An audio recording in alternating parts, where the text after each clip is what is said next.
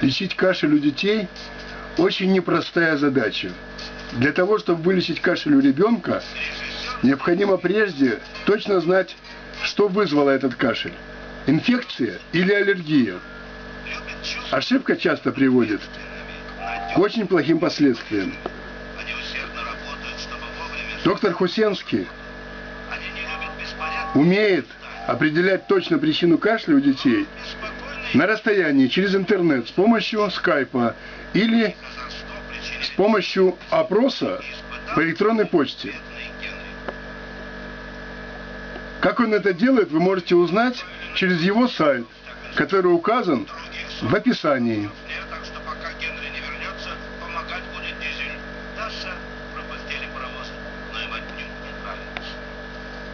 Доктор Хусенский в прошлом главный специалист по лечению бронхиальной астмы в острый период у детей на дому.